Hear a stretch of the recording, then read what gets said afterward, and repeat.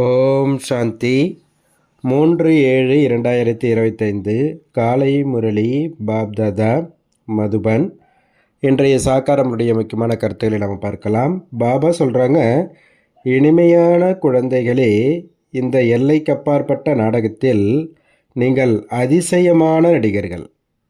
இது அனாதியான நாடகம். இதில் கொஞ்சம் கூட மாற்றம் ஏற்பட முடியாது. கேள்வி கேட்குறாங்க, எந்த ஆழமான ரகசியத்தை புத்திவான்கள், தொலைநோக்கு பார்வை உள்ள குழந்தைகள்தான் புரிந்து கொள்ள முடியும்? பாபா பதில் சொல்கிறாங்க, மூலவதனத்திலிருந்து தொடங்கி முழு நாடகத்தின் முதல் இடை கடைசியின் ஆழமான ரகசியத்தை தொலைநோக்கு பார்வையுள்ள குழந்தைகள்தான் புரிந்து கொள்ள முடியும். விதை மற்றும் மரத்தின் அனைத்து ஞானமும் அவர்களின் புத்தியில் இருக்கும்.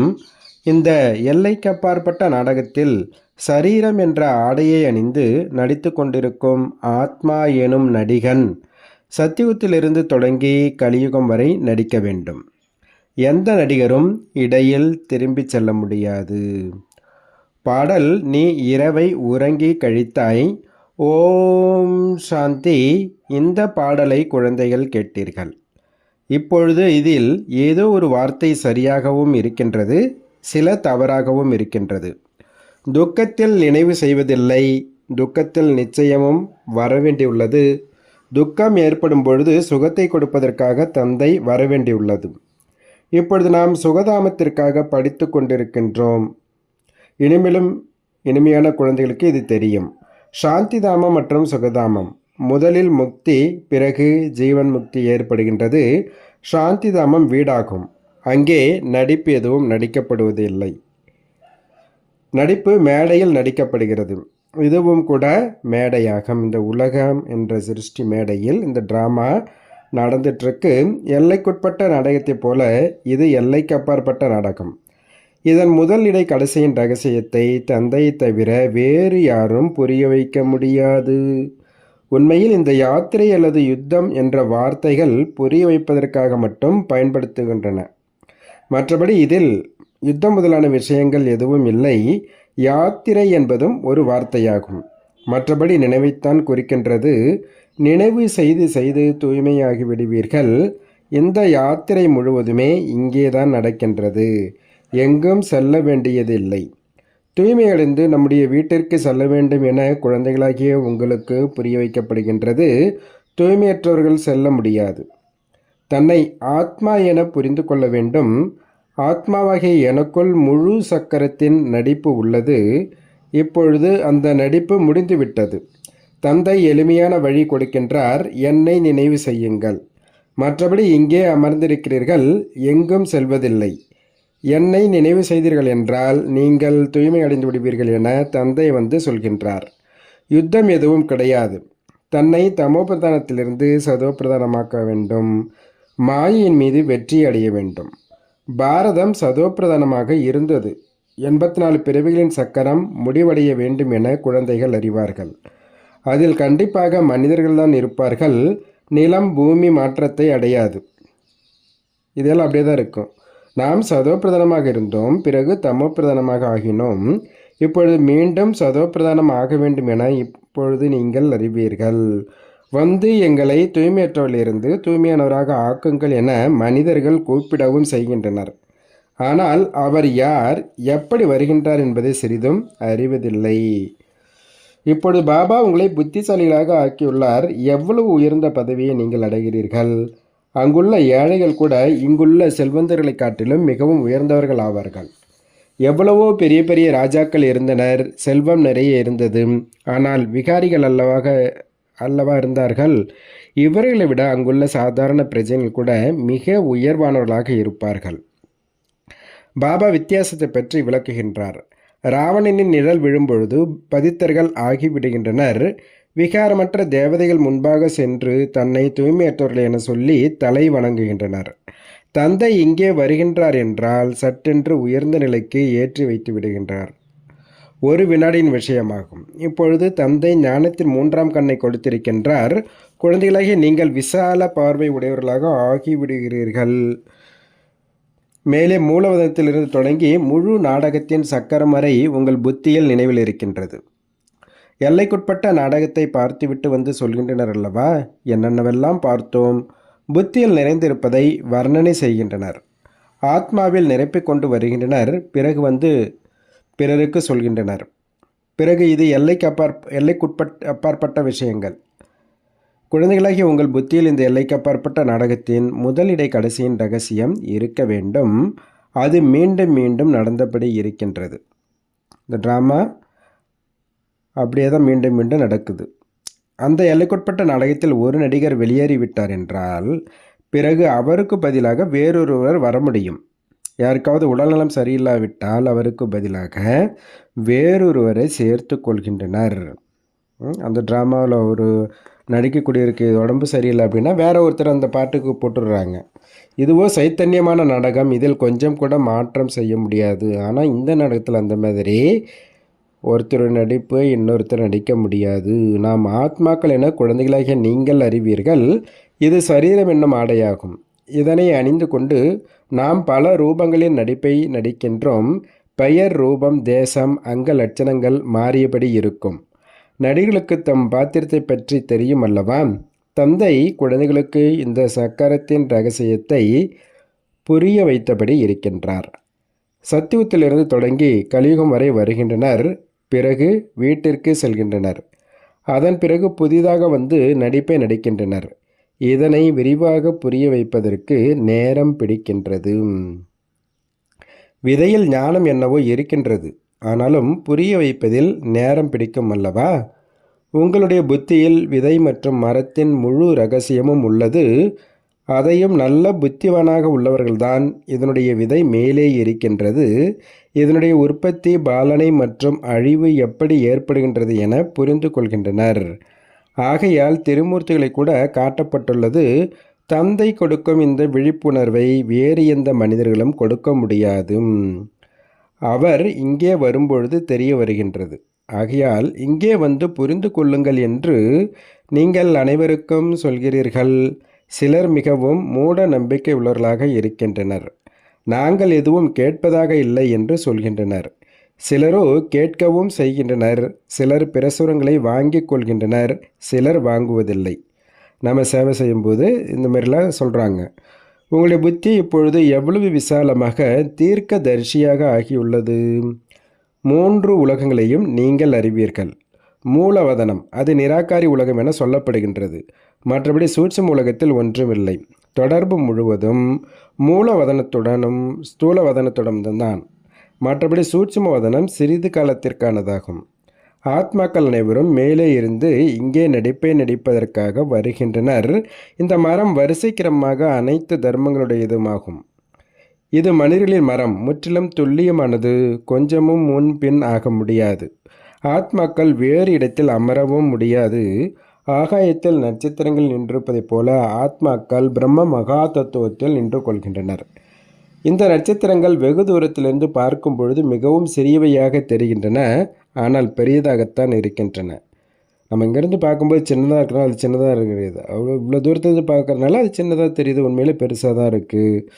ஆனால் ஆத்மா சிறிது பெரிதாக ஆவதில்லை. ஆனால் ஆத்மா எப்பொழுதுமே ஒரே மாதிரி தான் இருக்கும். அது அழியிறதும் கிடையாது. மனிதர்கள் சொல்லி கொண்டு இருக்கின்றனர், இன்னும் 6-7 வருடங்களில் இவ்வளோ தானியங்கள் இருக்கும். உலகத்தில் சொல்கிறாங்க இவ்வளோ விளைச்சல் அதிகமாகும் அப்படி இப்படின்னு சொல்லிட்டு. அதை பற்றி கேட்கவே கேட்காதீங்க. பாருங்கள், அவங்களுடைய திட்டம் என்னவாக இருக்குது, குழந்தைகளை உங்களுடைய திட்டம் என்னவாக இருக்கின்றார் பாபா. என்னுடைய திட்டம் பழைய உலகை புதிதாக ஆக்குவது என தந்தை சொல்கின்றார். உங்களுடையது ஒரே திட்டம்தான். தந்தையின் ஸ்ரீமதிப்படி நாம் நம்முடைய ஆஸ்தியை எடுத்து கொண்டிருக்கின்றோம் என அறிவீர்கள். பாபா வழி காட்டுகின்றார். ஸ்ரீமத் நினைவில் இருப்பதற்கான வழியை கொடுக்கின்றார். வழி என்ற வார்த்தை இருக்கிறதல்லவா, சமஸ்கிருத வார்த்தையை தந்தை பேசுவதில்லை. தந்தை இந்தி மொழியில் புரிய வைத்தபடி இருக்கின்றார். மொழிகள் நிறைய உள்ளனல்லவா, மொழி பெயர்ப்பவர்களும் இருக்கிறார்கள். அவர்கள் கேட்டு மற்றவர்களுக்கு சொல்கின்றனர். இந்தி மற்றும் ஆங்கிலம் பலரும் அறிவார்கள், படிக்கின்றனர். மற்றபடி வீட்டில் இருக்கக்கூடிய மாதர்கள் அந்தளவு படிப்பதில்லை. இன்றைய நாட்களில் வெளிநாட்டில் ஆங்கிலம் கற்கின்றனர். பிறகு இங்கே வரும்போது கூட ஆங்கிலத்தில் பேசியபடி இருக்கின்றனர். இந்தி பேசவே முடிவதில்லை. வீட்டிற்கு வரும்பொழுது தாயிடம் ஆங்கிலத்தில் பேச தொடங்கி விடுகின்றனர்.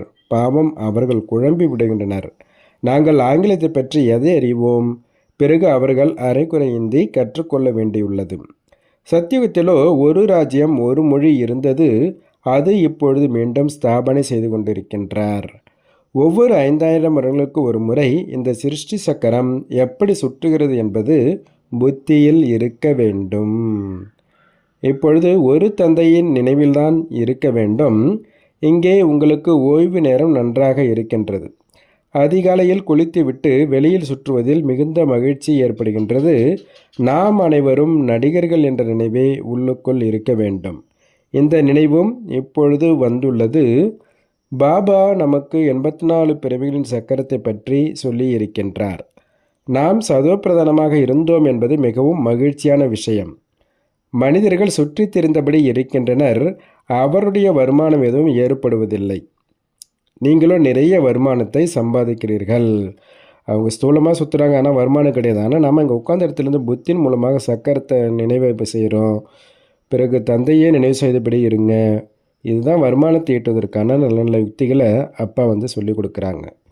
ஞானத்தை மரண சிந்தனை செய்யாத குழந்தைகளின் புத்தியில் மாயை பிரச்சனைகளை ஏற்படுத்துகின்றது.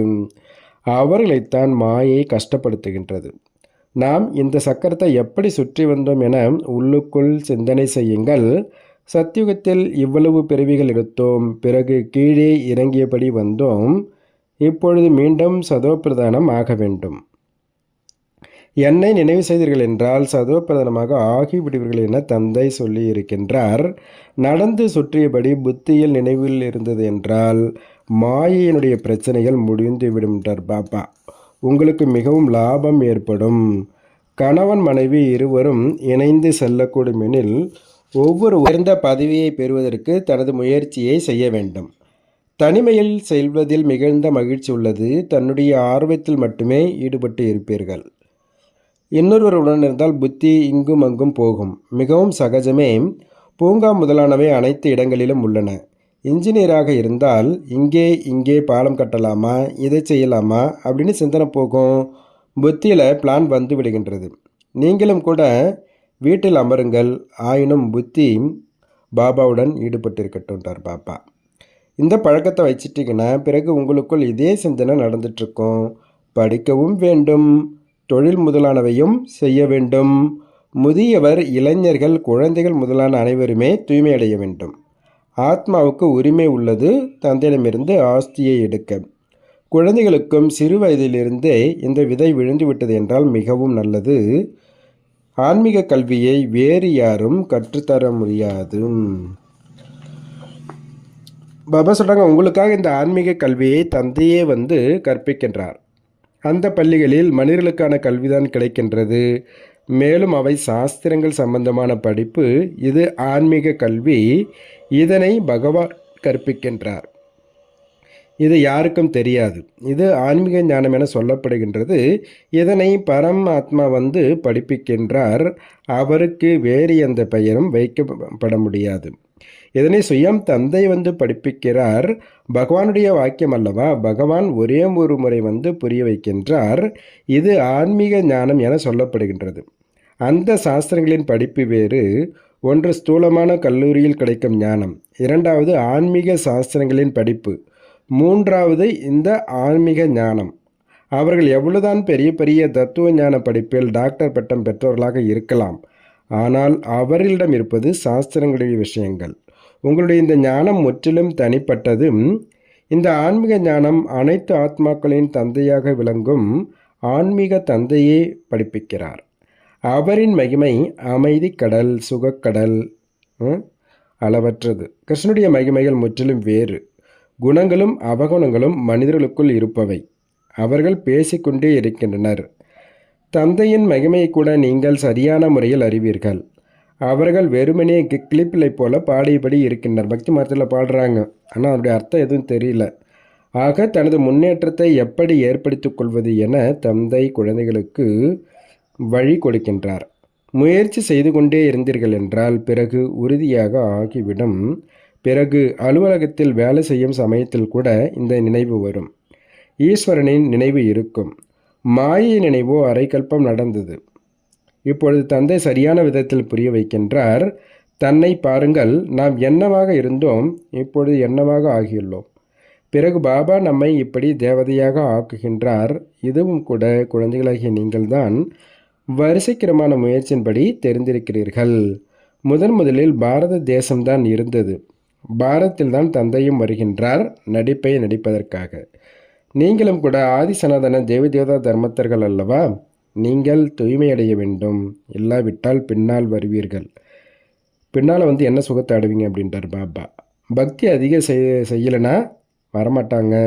இவர்கள் அவ்வளவாக ஞானத்தை எடுக்க மாட்டார்கள் என புரிந்துவிடும். புரிந்து கொள்ள முடியும் அல்லவா? யார் ரொம்ப பக்தி செஞ்சாங்களோ அவங்களுக்கு தான் ஞானம் கிடைக்குது. ஃபஸ்ட்டு பக்தி செய்யாமல் ஞானம் கிடைக்க முடியாது. இருந்தாலும் கடுமையாக உழைக்கிறாங்க. ஆனாலும் யாரோ ஒருத்தர் அபூர்வமாக வெளிப்படுறாங்க. ஆனாலும் இந்த விஷயத்தில் களைச்சி போயிடக்கூடாது. முயற்சி செய்யவே வேண்டும். முயற்சியின்றி எதுவும் கிடைக்காது. பிரஜைகள் உருவாகியபடி இருப்பார்கள். பாபா குழந்தைகளின் முன்னேற்றத்திற்காக யுக்தி சொல்கின்றார். குழந்தைகளே, தனது முன்னேற்றம் ஏற்பட வேண்டுமென்றால் அதிகாலையில் குளித்து முடித்து தனிமையில் சென்று சுற்றுங்கள் அல்லது அமர்ந்து கொள்ளுங்கள். உடல் ஆரோக்கியத்திற்காக நடப்பதும் நல்லதே. பாபாவின் நினைவில் இருப்பார். நாடகமும் புத்தியில் இருக்கும். அப்போ எவ்வளோ வருமானம் ஏற்படுது பாருங்கள். இதுதான் உண்மையான வருமானம். அந்த வருமானம் முடிந்து விட்டது. இப்பொழுது இந்த வருமானத்தை பற்றி சிந்தனை செய்யுங்கள். கொஞ்சமும் கஷ்டம் கிடையாது. பாபாவை பார்த்துருக்கீங்க தானே? பிரம்ம பாபாவை முழு வாழ்க்கை சரித்திரமும் எழுதுவார். இன்று இத்தனை மணிக்கு எழுந்தேன், பிறகு இதை செய்தேன், பிற்காலத்தில் வருபவர்கள் படித்து கற்றுக்கொள்வார்கள் என்று நினைப்பார். பெரிய பெரிய மனிதர்களின் வாழ்க்கை வரலாற்றை படிக்கிறார்கள் அல்லவா? குழந்தைகளுக்காக எழுதுகின்றனர். பிறகு வீட்டில் குழந்தைகளும் நல்ல சுபாவமுள்ளவர்களாக ஆகின்றனர். இப்பொழுது குழந்தைகளாகிய நீங்கள் முயற்சி செய்து சதோப்பிரதானம் ஆக வேண்டும். மீண்டும் சதோப்பிரதான உலகின் ராஜ்யத்தை பெற வேண்டும். ஒவ்வொரு கல்பமும் நாம் ராஜ்யத்தை அடைகின்றோம், பின்னர் இழக்கின்றோம் என நீங்கள் அறிவீர்கள். இவை அனைத்தும் உங்கள் புத்தியில் உள்ளது. இது புதிய உலகம், புதிய தர்மத்திற்கான புதிய ஞானமாகும். ஆகில்தான் இனிமேலும் இனிமையான குழந்தைகளுக்கு மீண்டும் கூட புரிய வைக்கின்றார். வேகமாக முயற்சி செய்யுங்கள். சரீரத்தின் மீது நம்பிக்கை இல்லை.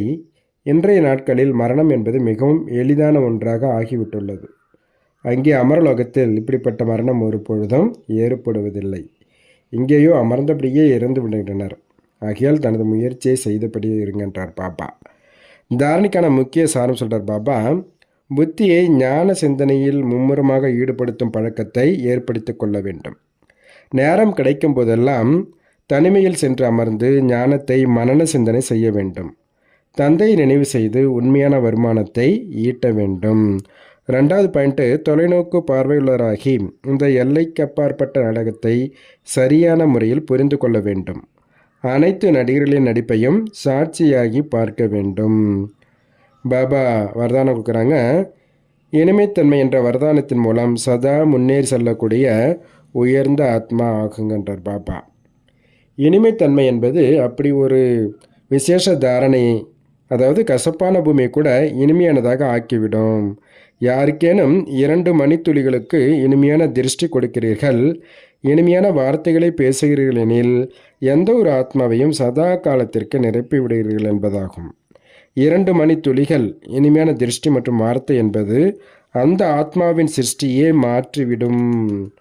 உங்களுடைய இனிமையான 2 வார்த்தைகள் கூட சதா காலத்திற்கு அவர்கள் மாறுவதற்கான கருவியாக ஆகக்கூடும். எனவே இனிமைத்தன்மை என்ற வரதானத்தை சதா தன்னுடன் வைத்து கொள்ளுங்கள். சதா இனிமையாக இருங்கள் மற்றும் மேலும் அனைவரையும் இனிமையாக ஆக்குங்கள். ஸ்லோகன் சொல்கிறாரு, ஒவ்வொரு சூழ்நிலையும் ஏற்றுக்கொண்டவராக ஆகுங்கள். அப்பொழுது ராஜயுக்தாக ஆகிவிடுவீர்கள். நல்லது. ஓம் சாந்தி, ஓம் சாந்தி, ஓம் சாந்தி. நன்றி பாபா.